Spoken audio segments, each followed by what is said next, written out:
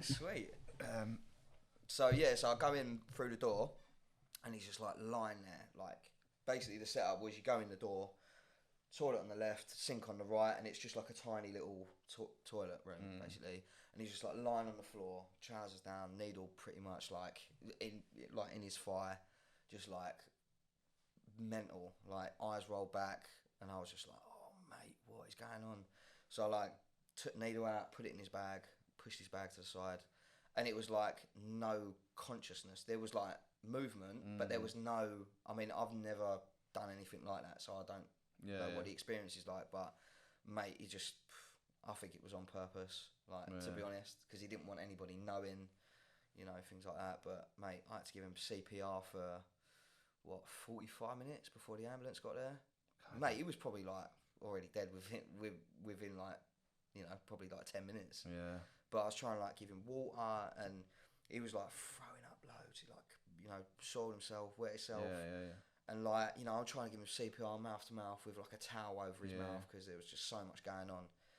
So traumatic, man. Like I don't know how I got through it. Like to be honest, it was so bad. I was going to say to you, have you ever spoke to anybody about that? Not professionally. No. Nah, only like, you know, a few of my friends who like, you know, I've had a few friends that have, you know, gone down that, not that part, the extreme path, but people who are dabbling in certain things, and I'm like, look, man, like, I've seen that side of it, and it's not good.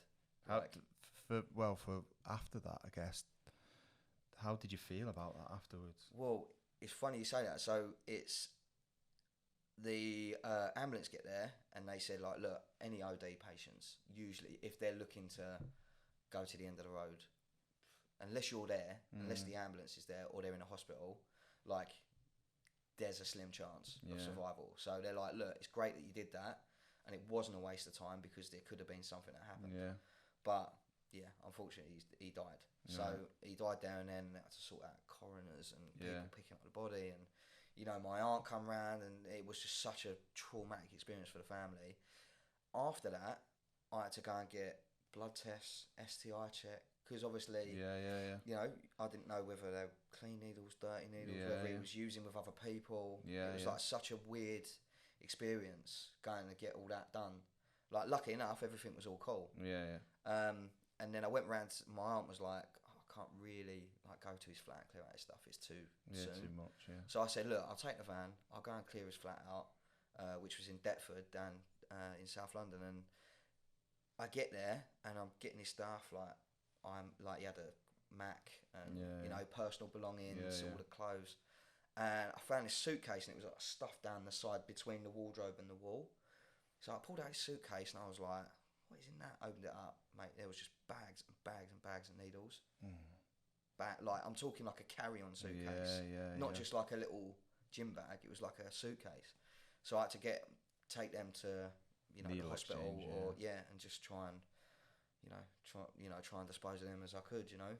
So yeah, after that it was pretty full on. Yeah, mostly because you're dealing with other people's stuff. Yeah, you're dealing with family and all that sort of stuff. So yeah, I think that's after that it was. I should have got help, really. My mum always says. Do you think that had played a significant part in the journey that you went on with your mental health after that? Yeah. Was that after that was the breakup? After the breakup, yeah. So you were already low. I was so low, man. And then that happened. And you know what is like, in between that time of me feeling like I was gonna go the one-way ticket. Yeah. After seeing that, I was like, there's no way. I was like, it is way too short. He was like 38. Yeah. 38, man. And you're like killing yourself. It's it's not insane. It's like when you've been on that side, it seems like a good idea. Yeah. But for anybody out there, it's not a good idea. Just go get the help you need for at least try. Yeah.